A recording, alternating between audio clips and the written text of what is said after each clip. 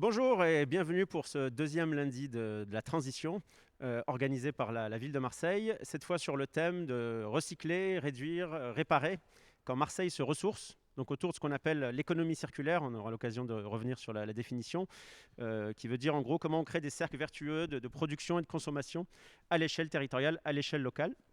On a la chance de faire ce débat dans un magnifique endroit, ici Marseille, une des plus grandes manufactures urbaines d'Europe, où il y a plein de machines, plein de gens qui travaillent, qui utilisent la matière, qui recyclent. On en parlera avec David Benaïm, qui est son cofondateur et directeur. On va essayer d'être ensemble pendant une petite heure et de rester accessible, concret, direct, avec l'idée de s'adresser à tout le monde, pas seulement les militants et les convaincus, mais aussi ceux qui sont loin de ces sujets, ceux qui se demandent pourquoi vouloir être plus vertueux en déchets, à quoi ça sert, c'est quoi mon intérêt. Et voilà, donc c'est un peu l'enjeu qu'on a sur ces lundis de la transition, de vulgariser, de rendre ça accessible, de donner envie, d'expliquer que c'est facile et faisable et qu'on peut démarrer demain matin. Et on compte sur tous nos intervenants pour y arriver.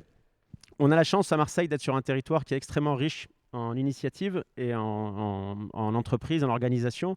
On prend à peu près n'importe quel déchet, on va trouver une solution en face, que ce soit les mégots, le plastique, le BTP, le papier et bien d'autres. Donc il y a un foisonnement, une effervescence. On a quelques acteurs pendant l'heure qui vient qui vont en témoigner, mais on constate aussi que c'est encore minoritaire, que tout l'enjeu aujourd'hui, c'est comment on accélère la dynamique, comment on fait que demain, il y ait de plus en plus de citoyens et d'entreprises qui s'engagent dans des démarches de recyclage, de réduction aussi des déchets et de valorisation des déchets pour en faire une ressource qui crée de l'emploi, qui crée du mieux vivre sur le territoire de Marseille. Donc on va avoir deux séquences, une séquence plus centrée sur les citoyens, les habitants, et une séquence plus centrée sur les entreprises. Évidemment, tout est lié, mais on va aborder un peu les problèmes de manière spécifique. Et avant de donner la parole à nos deux premières intervenantes sur la séquence des habitants, je m'adresse à David Benaïm, donc, qui est le cofondateur d'Ici Marseille, et qui nous accueille, merci beaucoup, et qui va nous raconter en quelques mots qu'est-ce que c'est Ici Marseille déjà. Bonjour à tous, je suis David Benaïm, le directeur d'Ici Marseille. Pour faire assez court, Ici Marseille, c'est ce qu'on a défini comme une manufacture collective. C'est-à-dire c'est un petit peu l'adaptation des espaces de coworking qu'on a vu fleurir un petit peu partout en France ces dernières années, mais adapté au départ au monde de l'artisanat, c'est-à-dire à destination des artisans. Le concept était simple, les machines ça coûte cher, l'espace coûte cher. L'idée, c'était de mettre à disposition des indépendants créatifs, donc les artisans, les artistes, les designers, les architectes, les ingénieurs qui travaillent à leur compte, des machines et beaucoup d'espace et un gros réseau professionnel pour pouvoir faire en sorte qu'ils puissent développer leur activité sur le territoire, en ville, avec une dynamique justement qui rejoignait les circuits courts industriels. C'est-à-dire comment aujourd'hui reproduire dans la ville à moindre coût, dans de bonnes conditions et avec des niveaux de qualité intéressants. Et combien de mètres carrés, quelques chiffres sur combien d'artisans, combien de machines? Ici Marseille, aujourd'hui, s'étale sur 4000 mètres carrés dans un vieux hangar qui a été complètement réhabilité sur la rue de Lyon. On est environ 150 personnes, il y a 150 professionnels, un peu moins de structures, parce qu'on a plutôt des petites structures de 2-3 personnes, mais 150 professionnels qui travaillent ici tous les jours, qui ne sont pas forcément tous les jours sur site, parce qu'on a des gens qui sont en chantier, on a des gens qui font autre chose à côté, et surtout on a à peu près en moyenne 30 personnes qui sont apprenants, c'est-à-dire qui suivent les formations qui sont dispensées aussi sur site. Et donc ici, on est dans le 14e arrondissement de Marseille, dans les quartiers 15e. nord de 15e, pardon, à côté du marché aux puces, pas loin d'Euroméditerranée, sur une zone un peu stratégique où il y a à la fois des habitants et des entreprises qui cohabitent ensemble. On reviendra après dans la discussion sur comment vous appréhendez ici Marseille la question de l'économie circulaire avec les habitants et avec les entreprises. Merci pour cette introduction. On continue avec Fiona Cosson, qui est présidente de l'association Zero Waste Marseille. Zero Waste, waste comme déchets, gaspillage, donc zéro gaspillage, zéro déchet. On a dit qu'on allait essayer d'expliquer les choses de manière accessible. Donc c'est une association qui est une antenne ou qui fait partie d'un réseau national où il y a plus de 100 structures au niveau national et dont la vocation est de développer, donner envie aux gens, aux habitants d'être plus engagés sur la question du zéro waste. Oui, tout à fait. C'est surtout sensibiliser sur l'impact environnemental notre production de déchets à l'heure actuelle et sa gestion, et du coup de promouvoir une démarche zéro déchet et zéro gaspillage sur notre territoire, à Marseille et partout en France. Et alors concrètement, un ou deux exemples des types d'actions que vous pouvez mener avec les habitants sur cette idée de zéro waste. Donc nous, on s'adresse à absolument tous les publics. Pour ce qui est des habitants, on a à la fois des rencontres mensuelles, quand on pouvait le faire, des rencontres thématiques tous les derniers mardis du mois, tout un tas d'événements régulièrement, des stands, des conférences, des ateliers, et notamment une campagne qui s'appelle Défi des familles et qui a pour but d'accompagner des foyers marseillais vers le zéro déchet sur 6 mois. Donc ça, c'est un programme un peu plus engageant pour les habitants. Donc comment ça marche? Donc il y a par exemple c'est cette action famille. Donc sur 6 mois, combien de familles? Alors on l'a fait une fois, on avait 28 foyers marseillais qui venaient d'à peu près tous les arrondissements de la ville. Et donc pendant 6 mois, on les accompagne, chaque famille a un référent. Et une journée par mois, on leur propose des ateliers thématiques sur le compostage, la fabrication de produits cosmétiques, etc. Et on leur demande surtout de peser leurs poubelles tous les mois pour pouvoir voir l'évolution sur les 6 mois et puis pouvoir les guider au fur et à mesure. Donc c'est vraiment un parcours personnalisé. Et ça marche? Ça marche, bien sûr. Qu'est-ce que ça produit comme résultat? On a eu des super résultats de l'ordre de 30 à 50% de réduction des ordures ménagères des participants. Très bien. Et sur ce sujet-là, justement, la question qui revient souvent, c'est comment démarrer, comment commencer. Ça a l'air très très large. Enfin, on entend parler de ça toute la journée partout et on voit les poubelles qui débordent, etc. Donc on se sent peut-être des fois un peu impuissant. Et donc ce qui est difficile, c'est le premier pas. Et donc en tant qu'experte un peu du sujet, au contact au quotidien de citoyens qui se posent les questions, qu'est-ce que vous conseillez pour démarrer sur une démarche zéro waste? Mais moi, je pense qu'il y a vraiment plusieurs points d'entrée dans la démarche zéro waste. Il s'agit de trouver laquelle est la plus facile pour chacun pour démarrer. Ça peut être mettre en place un compost à la maison ou un lombricomposteur dans son appartement pour réduire de 30% le volume de sa poubelle assez rapidement.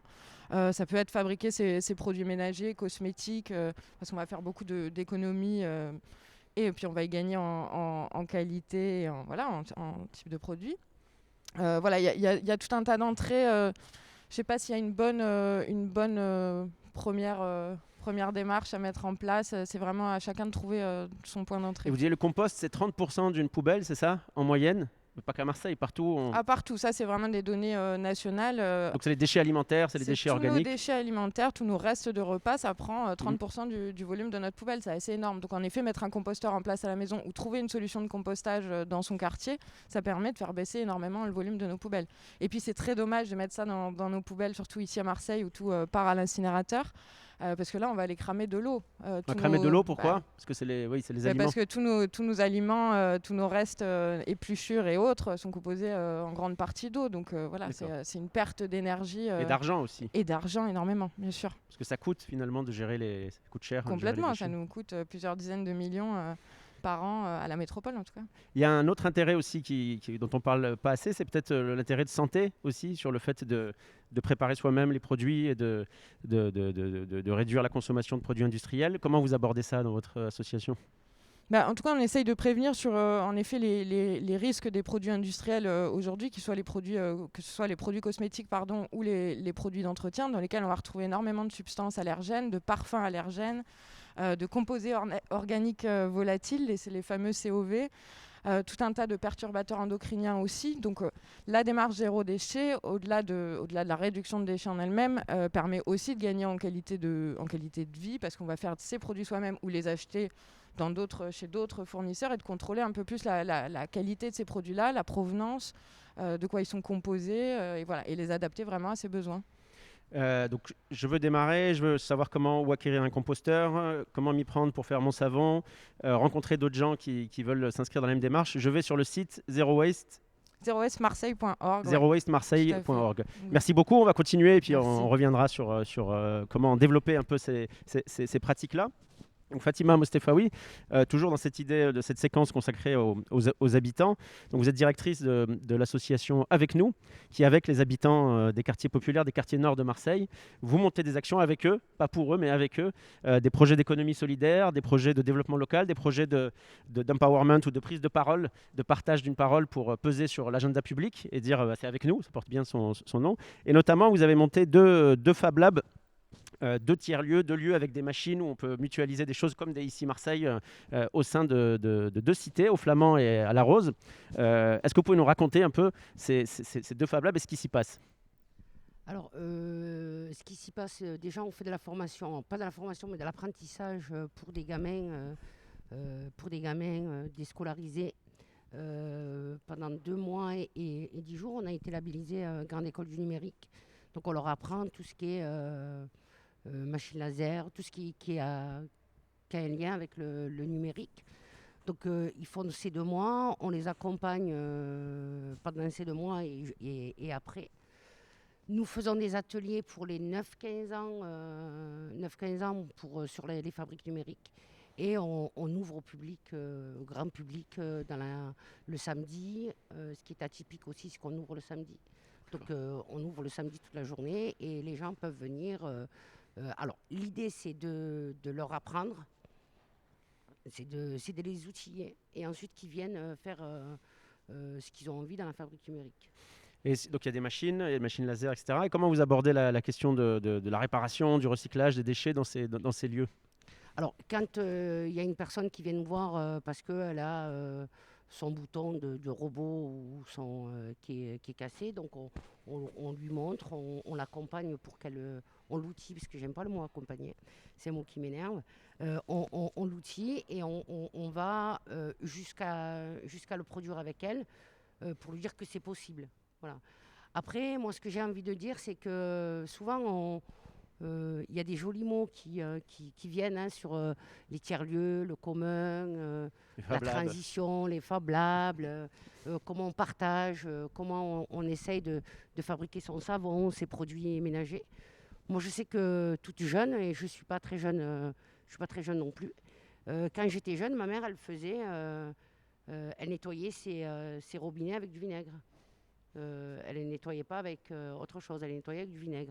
Donc tout ça, moi j'ai l'impression qu'aujourd'hui les mots sont tellement compliqués et qu'on dépossède les habitants des quartiers en inventant d'autres mots et ne pas aller chercher ce qu'il y a sur le territoire. Parce que sur le territoire, il y a des ressources, il y a du commun qui se fait, il y a des lieux, aujourd'hui on appelle ça tiers-lieux, nous on les a toujours connus. Le commun, on a toujours partagé avec les voisins. Le vivre ensemble aussi, on a toujours vécu ensemble. Le bio, on a toujours essayé de manger bio, mais aujourd'hui c'est hors de prix. Donc les solutions, c'est de pas simplement parler et proposer aux gens que c'est possible de faire du recyclage. De l'autre côté, dans les quartiers, les gens font du recyclage. Moi, quand j'étais petite, ma mère, elle ne jetait pas les habits. C'était de la plus grande, ça descendait. On faisait du recyclage, on n'avait pas des friperies pour aller acheter le linge. Donc tout ça, dans les quartiers populaires, ça se faisait déjà. Et aujourd'hui, je pense que c'est à la mode, donc tout le monde les utilise. Mais bien souvent, on essaye toujours de réfléchir sans les personnes qui doivent être visées par ça ou doivent être outillées dans ces actions-là. Et donc attention aux mots qu'on utilise, et il y a des pratiques finalement d'économie circulaire depuis toujours dans les quartiers populaires, et de valoriser ça et faire attention au langage qui met à distance parfois ou dépossède, comme vous disiez. Moi je dis que c'est dépossédé, par exemple pendant le confinement et bien avant le confinement, on a fait des ateliers savon où les femmes venaient fabriquer leur savon et leur lessive. Donc ça on a toujours fait. Moi ma mère elle a toujours... à l'époque, elle prenait du savon de Marseille, elle le râpait et elle faisait sa lessive. Et pourtant, c'était dans les années 70, donc elle le faisait. Donc, il n'y a rien de nouveau. Personne n'a rien inventé. Mais il y a des ressources dans les territoires où il faut aller chercher. Et ça, c'est un peu compliqué parce que c'est toujours les dernières personnes à qui on veut apprendre à faire soit du tri, soit du compostage, soit du savon, soit de l'économie solidaire. Ensuite, on les utilise pour pouvoir avancer dans ces projets-là. Et ça, c'est compliqué. Ok, le message est passé. Merci, c'est un point important. David Benaïm, à ici Marseille, comment on est ouvert sur les habitants, justement, sur le quartier? Est-ce que vous proposez des services? Est-ce que c'est ouvert le week-end? Comment ça marche avec les habitants? Pour un petit peu répondre à cette question, il faut un petit peu revenir aux origines de ici Marseille, de ce qu'on appelle les manufactures collectives. Effectivement, La plupart des gens qui travaillent avec moi aujourd'hui viennent de l'univers des Fab Labs. Au départ, les Fab Labs, c'était plutôt une démocratisation, on va dire, de l'utilisation de machines traditionnelles et numériques. Voilà, comment un petit peu se réapproprier les outils, certains outils pour améliorer son quotidien, pour développer ses savoir-faire, voilà, pour un petit peu être autonome dans la fabrication des objets du quotidien.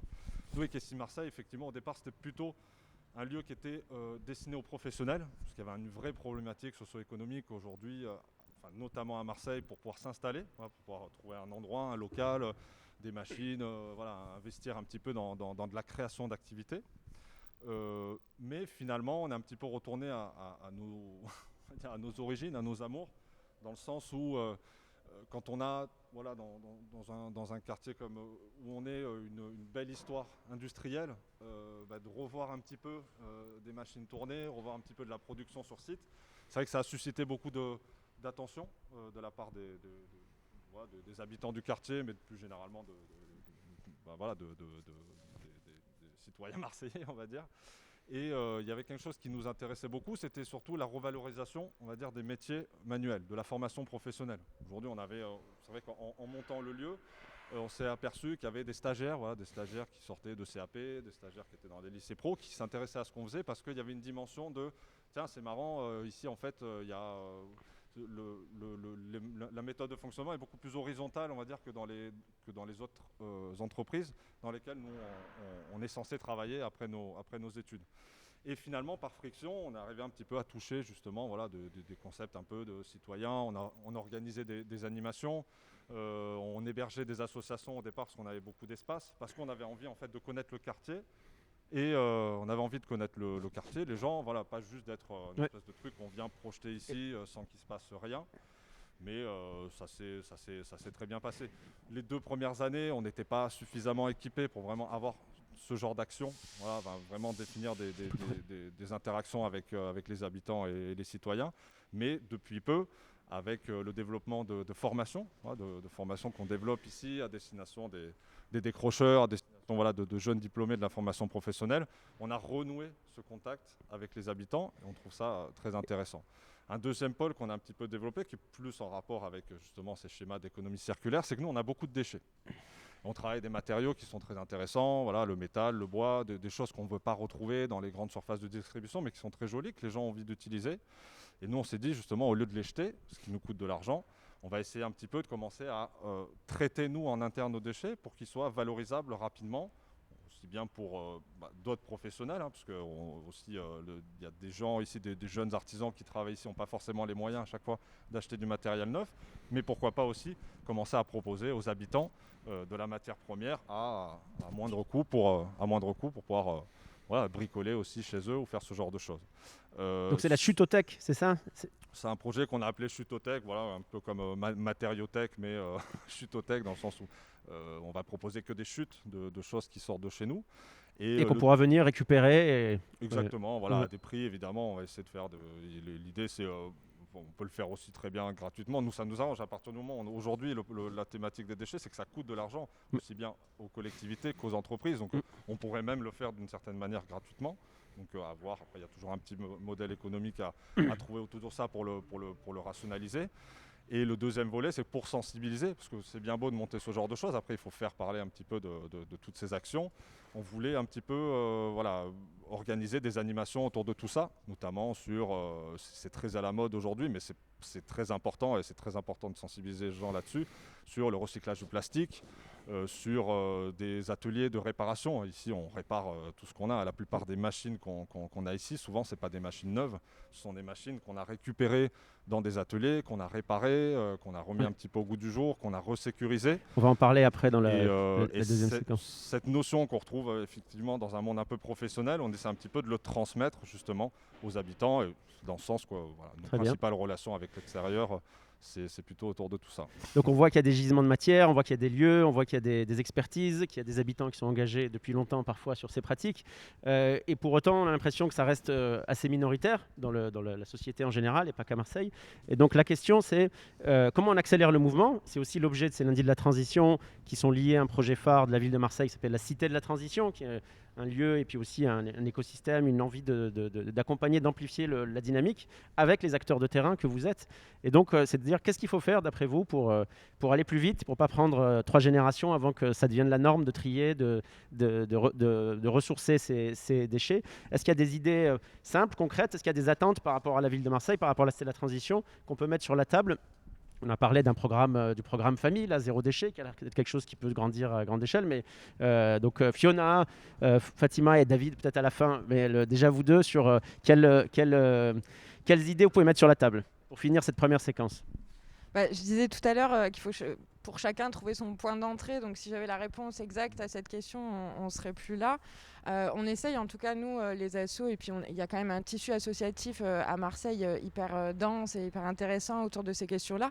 On essaye de chacun créer des campagnes, des projets tout au long de l'année pour accélérer ce mouvement-là, faire des partenariats. Moi, je crois que ça tient aussi beaucoup à ça, pas travailler tout seul dans son coin.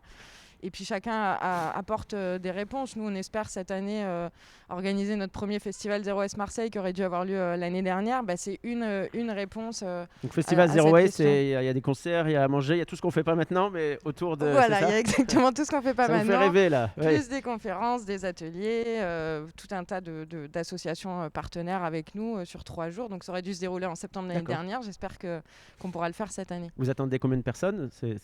Alors là, c'est le grand flou cette année. Sur à peu près tout, je ne sais pas beaucoup. Mais c'est intéressant d'utiliser le festif pour parler de ces sujets qui peuvent être parfois un peu embêtants, un peu lourds. On avait envie de faire un événement qui soit convivial et ludique et que ça ne soit pas juste, qu'on ne soit pas dans la culpabilisation non plus. Je crois que c'est vraiment pas la bonne stratégie. Il faut se tenir au courant. Il y a aussi une idée qui est intéressante dont on avait parlé, qui est la maison zéro déchet, qui est l'idée d'avoir une maison zéro déchet, qui est quoi, une espèce d'appartement témoin avec toutes les pratiques. Est-ce que vous pouvez nous raconter ça et dire, peut-être on peut le faire ici, David, ou ailleurs, mais ça pourrait être intéressant.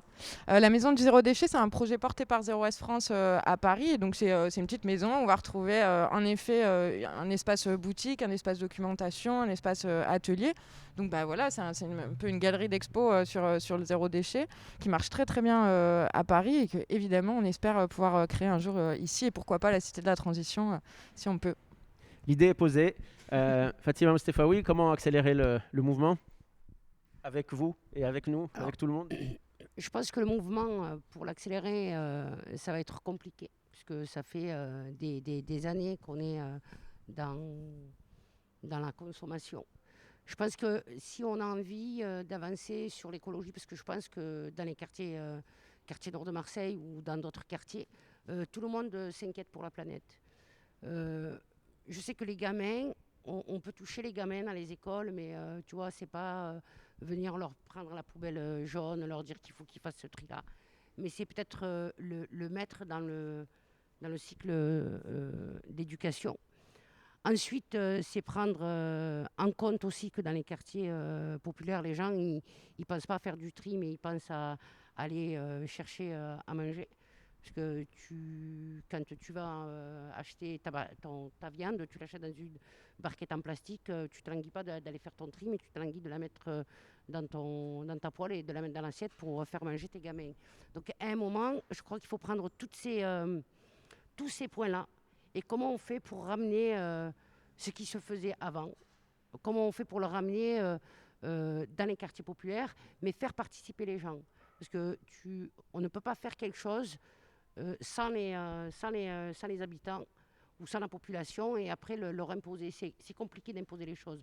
Et comme on leur a toujours imposé les choses, je pense que c'est un travail qui doit se faire très rapidement, mais un travail intelligent parce que ceux qui ne travaillent pas, ceux qui se retrouvent aujourd'hui, juste après le confinement, au chômage, je ne pense pas que leur premier souci, c'est comment on trie la poubelle. Et après, c'est que la ville doit donner des exemples.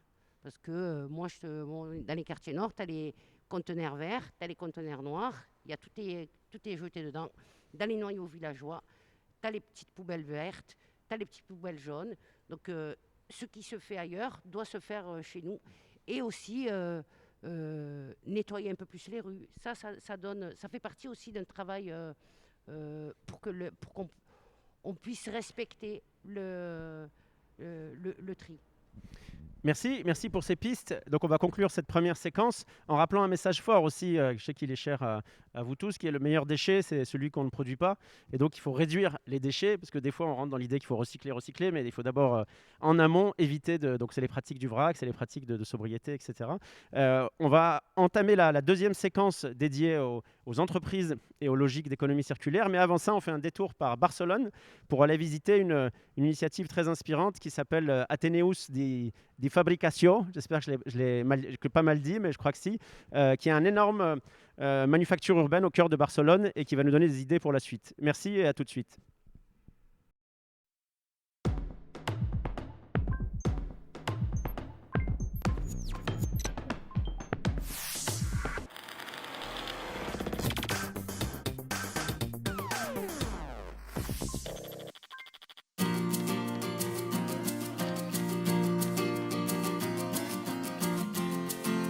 Fui a uno que otro espacio de makers, pero el Ateneo, o sea, fue el único que yo dije, "Buah, este espacio tiene todas las máquinas y la ayuda técnica", porque creo que eso es muy importante. Es bueno tener los técnicos del Ateneo que ja tenen una idea de tot el que se pot fer. Després, el fet de poder aprendre tu a utilitzar la maquinària t'obre un munt de possibilitats. M'ajuda molt el saber quin tipus de maquinària estic utilitzant per adaptar el que jo vull fer. Aquí es como un espacio para de verdad crear.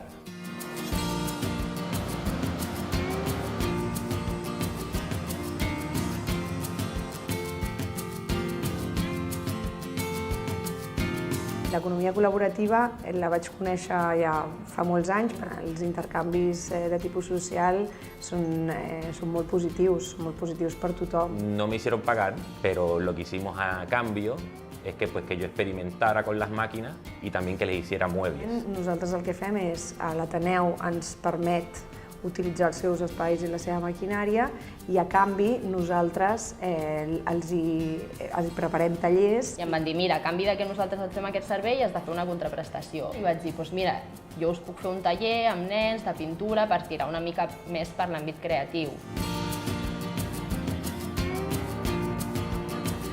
Pero para mí, yo no siento ni que estoy pagando porque lo que me pedían para hacer, nunca lo sentí como, oh, les tengo que pagar con esto. O sigui, jo això ho estic fent des del cor i no és en absolut.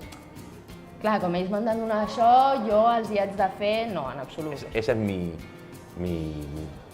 relación con el Ateneo. O sea, no sé si la de todo el mundo es igual, pero la mía es así. Y a mí me gusta.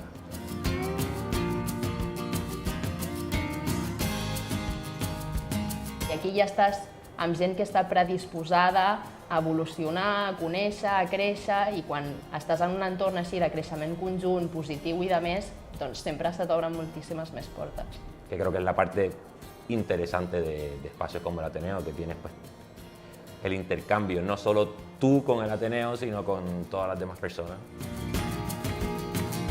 Jo em veia molt sola i vindre aquí i veure que tens un equip de persones que t'està apoyant, que et fan tirar endavant, que vens i que et rius però que treballes alhora. Es un espacio que te da libertad, creación y posibilidades. O sigui, se t'obre un món d'oportunitats aquí.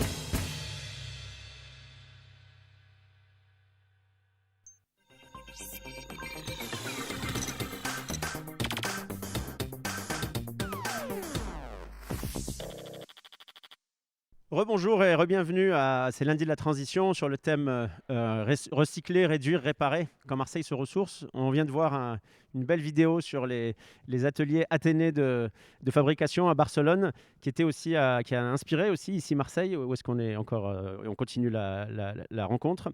David Benaïm, donc on va commencer une deuxième séquence centrée sur les entreprises avec deux autres intervenants que je vais présenter après, mais si vous voulez réagir à la vidéo sur Barcelone et faire le lien avec ce que vous faites ici en direction des entreprises. Tout d'abord, c'est sûr que dans la construction de ici Marseille, il y a eu beaucoup d'inspiration. Barcelone, c'est une ville qui est très créative. C'est voilà, une ville où il y a beaucoup de liens justement entre les entreprises, entre les collectivités, entre les habitants. C'est une ville qui en fait sur la structure ressemble beaucoup à Marseille, mais voilà, qui a peut-être un peu plus d'avance que nous, si je peux me permettre. sur voilà, beaucoup d'idées comme ça pour la ville, pour la construction de la ville, pour les circuits courts industriels, enfin, construction de beaucoup de choses. Et effectivement, il y a un concept plus général qui avait été développé à Barcelone qui s'appelait la Fab City. C'est-à-dire aujourd'hui, en fait, comment reproduire dans les villes, au cœur des villes, avec une gestion des déchets, avec une gestion voilà, dans des concepts d'économie circulaire, mais vraiment appuyés. Enfin, c'est-à-dire qu'on n'est plus sur... Et effectivement, ici, Marseille s'est beaucoup inspiré de tout ça pour se construire. Aujourd'hui, je ne sais pas à quel niveau on n'a pas beaucoup d'interactions avec des gens de Barcelone, mais je pense que ça se développe. Il y a vraiment un petit axe méditerranéen qui se développe entre les différentes villes de la Méditerranée et tous ces projets de manufacture collective, de production urbaine qui va s'établir et qui va... Et un exemple concret de collaboration avec les entreprises sur le sujet de l'économie circulaire au sein d'ici Marseille? Un exemple concret, c'est-à-dire qu'aujourd'hui, par exemple, il y a de plus en plus de personnes, notamment sur des projets d'architecture ou de design objet. On nous demande de plus en plus en fait, de travailler avec du plastique recyclé. Alors, je dis, d'un côté, c'est intéressant parce que c'est à la mode. On est capable aujourd'hui de faire des choses très sympathiques avec du plastique recyclé. Sauf que il n'y a pas beaucoup d'endroits où on a des chaînes de fabrication qui sont adaptées à ça. Aujourd'hui, le plastique dépend de l'industrie du pétrole. Donc on a des tonnes et des tonnes de plastique neuf qui sont à disposition pour pouvoir faire certaines choses. Mais à partir de recycler, il y a toute une image qui se construit avec ça, toute une image aussi de marketing, toute une image de bonne publicité que nous, on a voulu un petit peu intégrer à notre fonctionnement en disant on ne va pas juste faire de la pub, on ne va pas juste faire un coup d'éclat de la com, on va vraiment intégrer, on va dire, le travail de la matière plastique recyclée pour répondre à des besoins d'entreprises comme... Un exemple, on travaille par exemple avec RTE, voilà, sur certains projets. RTE, c'est réseau de transport d'électricité, okay. Qui nous ont choisi un petit peu pour développer ce qu'ils appellent le RTE Studio. C'est un studio d'innovation, c'est-à-dire tous les besoins de leurs techniciens, des petits besoins qui émergent, on va dire, des besoins d'usagers, de salariés de chez eux. Ils nous les soumettent et on essaie d'y réfléchir avec des artisans d'ici qui travaillent le métal, des artisans qui travaillent, des mécaniciens, des ingénieurs, des designers. Et regrouper tout ça, après on réfléchit aux matériaux, donc voilà. Et dans ces idées-là, en fait, ils sont très contents parce que c'est pas quelque chose qu'ils demandaient forcément au départ, mais c'est des choses qu'on a intégrées un petit peu à notre manière de fonctionner. Et ils sont contents parce qu'effectivement, derrière, au-delà de l'aspect fonctionnel, il y a aussi un aspect, c'est fait avec de la matière recyclée, c'est quand même... C'est un plus et c'est une valeur ajoutée que vous apportez. Une valeur ajoutée qui est énorme. Et aujourd'hui, le plastique recyclé, c'est un vrai marché. C'est un vrai marché qui est en développement. Ça coûte cher. Voilà, des produits finis en plastique recyclé, ça coûte cher. Donc justement, pourquoi pas, nous aussi, être un petit peu au cœur d'une filière de revalorisation, de production avec du plastique recyclé dans ce genre de système. Super, merci. Bon exemple. Guillaume Pellegrin, donc vous êtes le directeur de Lemon Tree, qui est une entreprise qui accompagne les entreprises de toute taille, de tout type, à mettre en place des stratégies de collecte, de recyclage, de réduction aussi des déchets. Vous êtes une entreprise nationale avec une filiale ou une antenne à Marseille qui se développe bien, qui est basée dans le nord de Marseille. Je vous laisse peut-être raconter en 2 mots ce que fait le Lemon Tree plus précisément et quelle est votre spécificité, qu'est-ce qui fait que ça marche aujourd'hui avec vos clients entreprises. Oui, merci. Alors ce qu'on fait, c'est effectivement mettre en place le tri sélectif dans les entreprises, que ce soit des entreprises de bureaux, des campus universitaires, des stades, des centres commerciaux. On le fait, on va dire, avec une approche qui est un petit peu en rupture avec ce qui se fait traditionnellement. Les acteurs traditionnels, on va dire, avaient une approche, je pourrais dire que, on le sait tous, pour un acteur traditionnel, plus il y a de déchets, plus il va gagner d'argent. Là où nous, on commence par proposer une réduction des déchets à la source. Donc on va réfléchir, est-ce qu'on peut éliminer des gobelets, est-ce qu'on peut éliminer les bouteilles plastiques pour passer à des carafes, est-ce qu'on peut passer à des broyeurs pour le café, passer à plutôt que des capsules aluminium. Vous arrivez dans l'entreprise, vous faites un audit et vous dites là on peut réduire, là on peut réduire. Exactement. Mais autre rupture avec ce qui a pu se faire et qui se fait encore, c'est la spéculation sur les matières. C'est-à-dire que les acteurs traditionnels vont massifier le plus de matières possible et revendre au plus offrant, quitte à ce que ça parte en Europe de l'Est, en Malaisie, là où nous allons privilégier des usines les plus proches possibles pour faire le moins de kilomètres possible avec la matière. Quelle matière ? On parle de quoi ? tout ce qui se recycle dans les entreprises tertiaires, le papier, le carton, les canettes, les bouteilles, et puis tout ce qu'il y a dans les entreprises. Donc on va favoriser l'emploi local, on va favoriser l'emploi en insertion grâce à notre filiale entreprise d'insertion qui s'appelle Lemonade. Et peut-être dernier point différenciant, c'est que pour la majeure partie des gens, le recyclage est quelque chose de complexe, de rébarbatif. On va amener une composante ludique et incitative avec des slogans. Un exemple de composante ludique? Quand on démarre dans une entreprise, les salariés choisissent les affiches qui vont rester dans leur espace de pause et qui vont leur rappeler l'intérêt du geste de tri. Et les slogans, ça va être par exemple « Tu tries ou tu pointes », e-tri, téléphone, citron, ce genre de choses. Voilà. Et le système de loterie aussi, je crois. Voilà, et système de loterie, ça c'est avec les machines. C'est le métier historique de Lemon Tree, c'est de proposer des automates, des machines qui vont permettre un retour à la consigne en fait. Consigne pour recyclage, c'est ce qu'on retrouve avec les machines qui vont identifier, reconnaître qu'on a inséré des bouteilles ou des canettes qui vont les écraser ou les broyer en vue d'un recyclage. Mais on a tout un parc de machines qui commence à se déployer en France pour de la consigne, pour réemploi. Et donc là, on récupère les bouteilles de verre sans casse, on récupère les éco-cups pour rendre une consigne, on peut récupérer des Tupperware pour que tous les commerçants qui vendent à emporter puissent proposer un système de consigne. Et quel est aujourd'hui, vous avez 150 clients, je crois, sur Marseille, avec oui. des belles réussites, enfin des belles références comme la CMA, CGM et d'autres. Quel est l'intérêt finalement des entreprises de s'engager dans ces démarches de recyclage, de réduction des déchets? Parce que ça a l'air lourd, ça coûte de l'argent, elles n'y sont pas forcément obligées. Qu'est-ce qui fait qu'elles passent à l'acte aussi? Alors si, elles y sont obligées, mais qu'est-ce qui fait aussi qu'elles passent à l'acte avec Lemon Tree? C'est qu'en fait, ces acteurs, Tariq, tu parlais d'acteurs de grosses entreprises. On a effectivement de très grosses entreprises sur le secteur, mais aussi des espaces de coworking. En fait, ce qui fait la différence, ce qui fait qu'elles font appel à Lemon Tree, c'est que des boîtes comme la Tour La Marseillaise ou les docks, ils ne veulent pas juste des gens pour ramasser leurs poubelles. Ils veulent d'abord que ce soit très très bien fait. Donc c'est ce qu'on apporte avec la transparence et un suivi, une traçabilité jusqu'à l'usine de recyclage. Ils veulent évidemment avoir un impact positif sur l'environnement, améliorer les taux de tri, améliorer le recyclage pour réduire la part d'enfouissement, réduire le volume de déchets en général. Mais ils veulent aussi avoir un impact positif sur leur environnement proche. Et en fait, en faisant appel à Lemon Tree et à tout le réseau qu'on a constitué, donc je pourrais vous en parler un petit peu plus, ces entreprises veulent aider à la création d'un écosystème à Marseille, en l'occurrence, un écosystème qu'on est en train de construire qui œuvre pour l'économie circulaire et l'insertion par l'activité économique dans les quartiers nord. Donc en effet, on n'est pas juste sur gérer les poubelles, collecter les poubelles comme vous le dites, mais bien sur un impact global, écologique, social, local, qui crée des richesses, qui crée de l'emploi et du lien.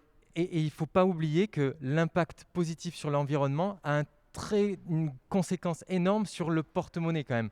C'est-à-dire que augmenter les taux de tri, c'est réduire le nombre de bacs de déchets ultimes, les poubelles classiques qu'on retrouve.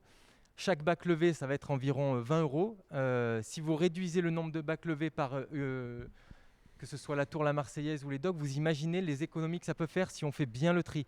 Et en fait, ça, c'est immédiat comme impact. Merci, on reviendra sur comment accélérer tout ça. Maxime Ducoulombier, merci d'être là avec nous.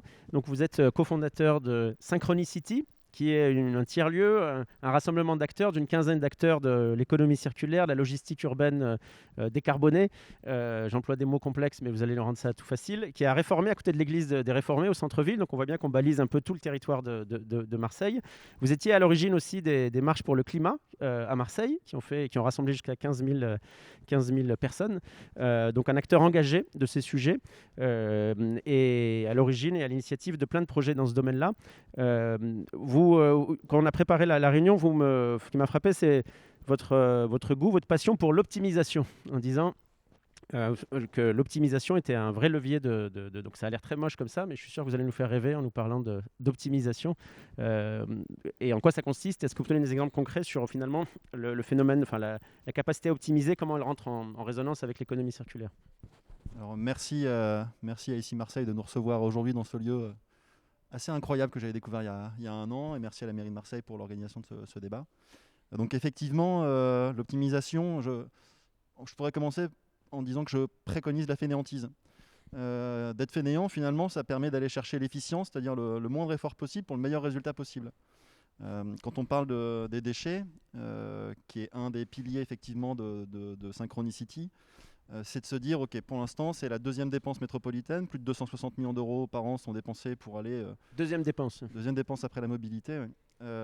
Donc cet argent est dépensé pour aller soit brûler, soit enfuir ces déchets, que nous, on considère comme des gisements, comme des ressources.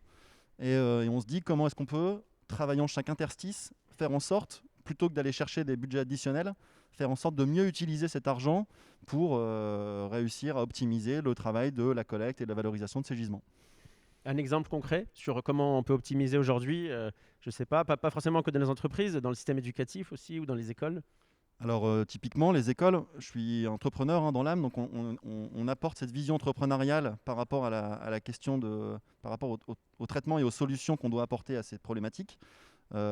Imaginons une école qui a à peu près 1000 demi-pensionnaires, la demi-pension étant ce qui crée le plus de gisements, va dépenser entre 40 et 50 000 euros par an pour gérer les déchets. En apprenant aux écoles à faire le tri, on arrive à réduire cette note par 2. Donc avec moitié moins de budget, on arrive à faire bien mieux que ce qui est fait si tout est mélangé dans une poubelle. Et dans ce cas-là, effectivement, ce sont des déchets. Donc on économise 25 000 euros, enfin la moitié, et on peut faire autre chose avec. Et ça, c'est une approche qu'on peut développer sur beaucoup de secteurs, beaucoup d'enjeux économiques, enfin d'enjeux d'entreprise ou d'acteurs publics. Et vous y travaillez. Vous êtes basé aussi au centre-ville, on l'a dit, avec un vrai intérêt pour ce qu'on appelle la ZFE, vous allez nous expliquer. Et l'idée de concentrer un peu les efforts sur des territoires un peu démonstrateurs. Je crois que c'est partagé par tous les acteurs ici présents qui travaillent aussi, avec notamment la rue de la République. Vous dites qu'il y a quelque chose à faire sur la rue de la République. Vous pouvez nous en raconter un peu? Ouais, en fait, on est assez complémentaires avec Guillaume, et je pense qu'on partage cette même approche, cette passion pour le faire bien, pour le faire ensemble. Ce qui est intéressant sur ces questions d'économie circulaire de manière assez large, on parle là beaucoup de déchets, mais on pourrait parler aussi de locavore, c'est qu'en finalement, en faisant bien et en faisant mieux, on arrive à faire des économies. Et la rue de la Rep rue de la République, donc. Ouais, pardon, rue de la République, effectivement, est assez emblématique de ce qu'on est en capacité de faire. Vous n'êtes pas sans savoir peut-être qu'en 2021 va être mis en place sur Marseille ce qu'on appelle la ZFE ou ZFEM, c'est-à-dire la zone de faible émissivité. D'autres métropoles l'ont déjà mis en place, d'autres encore vont venir très rapidement. C'est une obligation européenne qui est déclinée par la région et donc par la métropole. Cette ZFE va empêcher tous les véhicules au-dessus d'un critère 2 de pouvoir rentrer. Donc comment est-ce qu'on fait pour organiser la logistique de ces zones? Comment est-ce qu'on fait pour venir livrer des choses? Et comment est-ce qu'on fait pour venir collecter des choses? Et en fait, le principe de Synchronicity qui est basé sur la partie déchets, la partie circuit court et notamment le locavore. Comment est-ce qu'on aide nos producteurs locaux à se rapprocher des lieux de consommation? Et bien pour ça, on utilise la cyclo-logistique, qui sont des outils absolument fabuleux, qui permettent de transporter plus de 300 kg, 3 mètres cubes, et qui permettent, de réduire la pollution qui est entraînée par le système de mobilité carbonée, de manière plus efficace, environ 20% plus efficace. On collecte de manière plus efficace, environ 20% avec un système de cyclo-logistique. Et évidemment, sans aucune nuisance, il faut imaginer que la logistique intra-urbaine est responsable de 30% de la circulation et plus de 35% des émissions de particules fines. D'accord. Donc voilà, c'est un vrai levier de réduction de la pollution, de réduction des déchets aussi, et d'augmentation de l'efficacité. Et la bonne nouvelle dans tout ça, c'est que c'est également créateur d'emplois. En fait, Synchronicity, c'est quoi? C'est une SIC, donc c'est un assemblage d'acteurs experts, chacun dans son domaine apporte à l'autre en fait les solutions qui permettent d'avoir une vision globale et de travailler ensemble sur ces questions.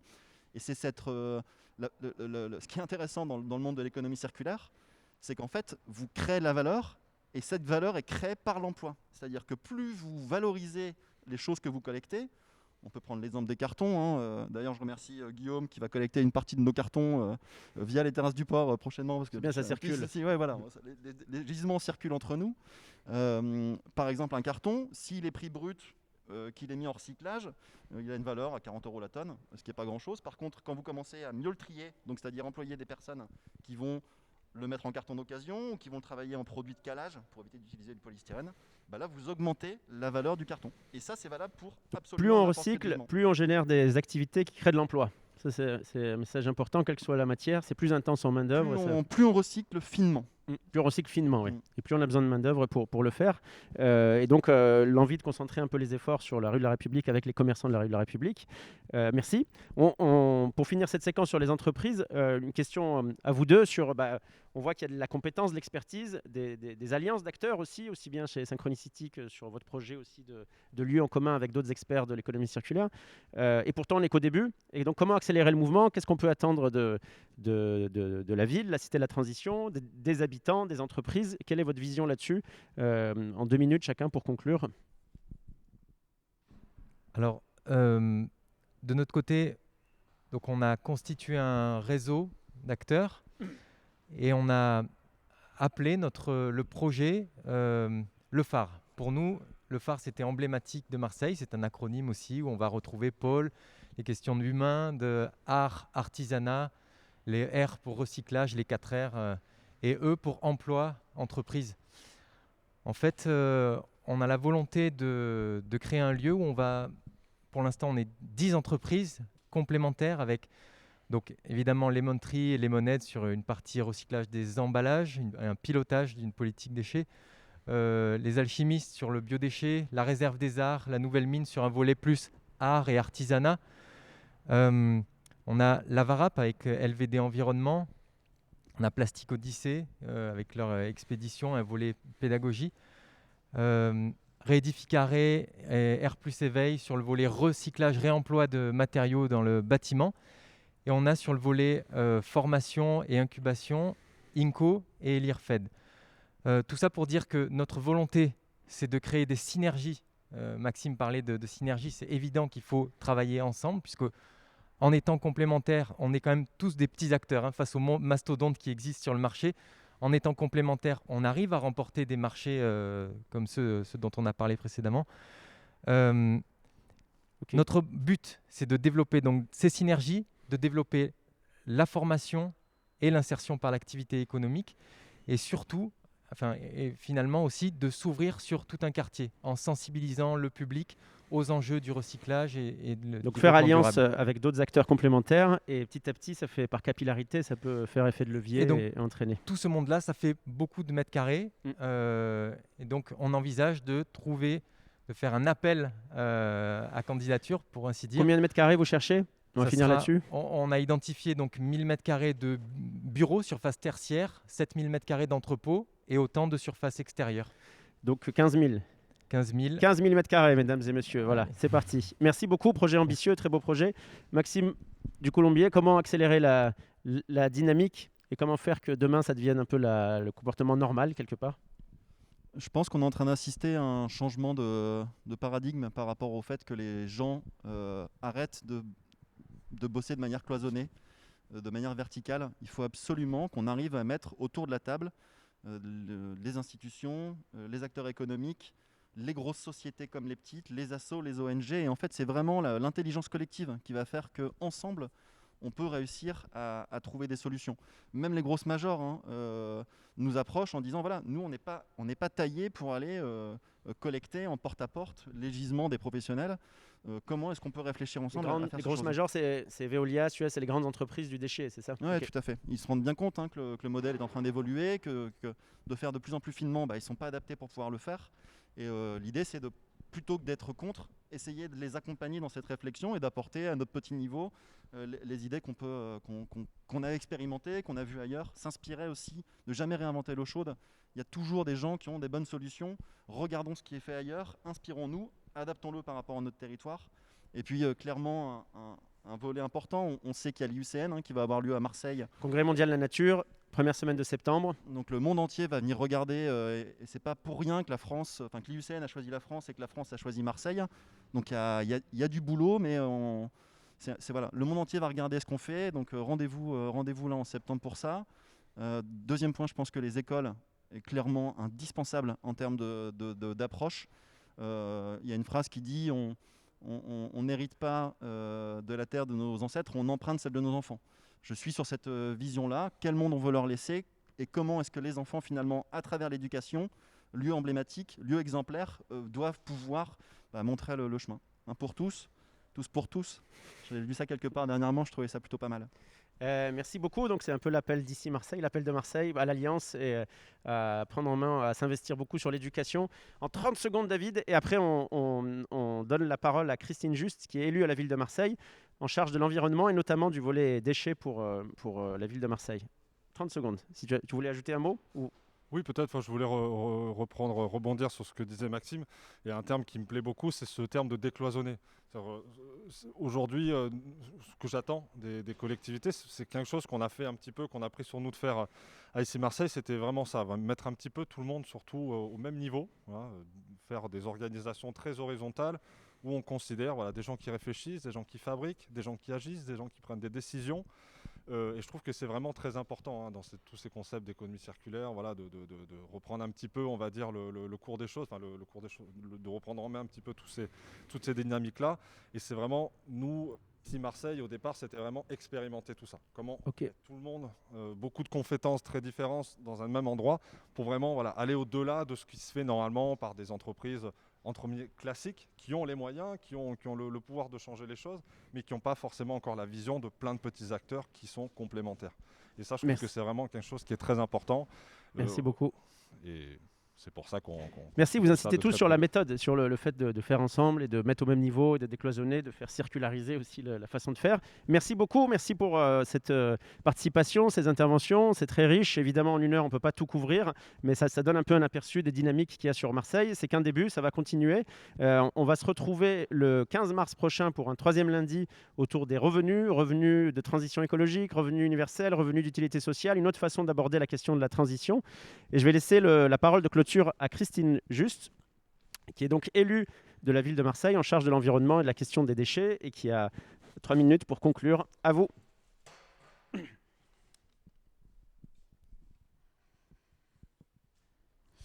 Merci Tariq. Alors 3 minutes en fait pour faire une synthèse de tout ce qui a été dit.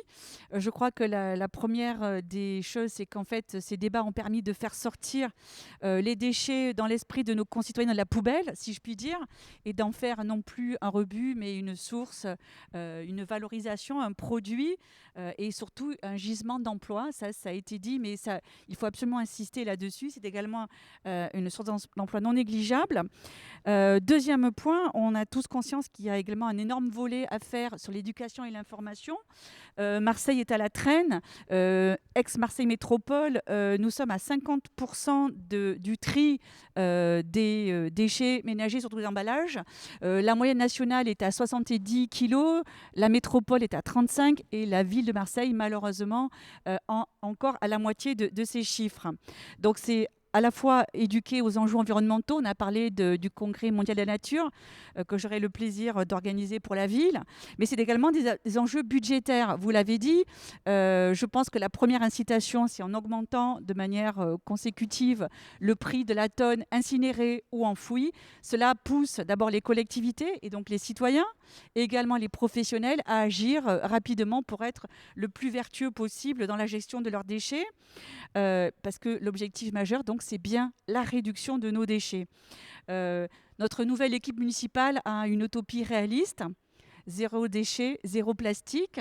Je pense que l'économie circulaire pourra y contribuer très largement. Et enfin, vous avez tous entendu parler du rapport de la Convention citoyenne sur le climat, puisque ça a été dit, on ne peut pas non plus ne pas faire le lien entre les objectifs de lutte contre le réchauffement climatique, de lutte contre la perte en biodiversité et bien évidemment le dossier des déchets. Que que disent les citoyens de cette convention? Eh bien, il va falloir organiser localement des cellules de tri, organiser, former toujours localement des organisations pour gérer de la manière la plus vertueuse et la manière la plus décarbonée possible la gestion de nos déchets, des filières de valorisation locale également, pour pouvoir répondre à ces enjeux. Donc l'économie circulaire, c'est la valorisation de nos déchets, on l'a dit, et surtout, encore une fois, un formidable gisement d'emploi pour notre ville et notre métropole. Alors la ville de Marseille est également un professionnel et elle doit gérer également ses déchets professionnels. Vous savez que depuis le 4 janvier, nous collectons les déchets de nos écoles et de nos crèches. Alors pour l'instant, il s'agit uniquement de la collecte organisée, puisque c'est peut-être un choc, mais il n'y a à ce jour aucun tri sélectif dans aucun des 2700 établissements de la ville de Marseille. Je sais, ça semble fou, mais c'est ce à quoi nous allons remédier. Et nous avons comme objectif de mieux trier tous les biodéchets de nous, parce que c'est principalement des déchets dus à la restauration. Nous avons comme objectif de mieux trier ces biodéchets, mais de le faire aussi en synergie avec d'autres acteurs. Il y a énormément de start-up qui sont sur cette niche des biodéchets. Il y a également d'autres collectivités, les lycées pour la région, les collèges pour le département. Et l'idée, c'est de faire comme vous ici, en synergie avec différents acteurs, essayer à la fois avec les start-up, avec les associations, avec tous les acteurs engagés et les collectivités, d'imaginer la collecte la plus vertueuse pour ce déchet qui en fait peut être une formidable ressource, en faire du compost et ainsi éviter d'aller à un exutoire qui déborde. Et verrez, le centre de gestion des déchets de la ville de Marseille, de la métropole, déborde.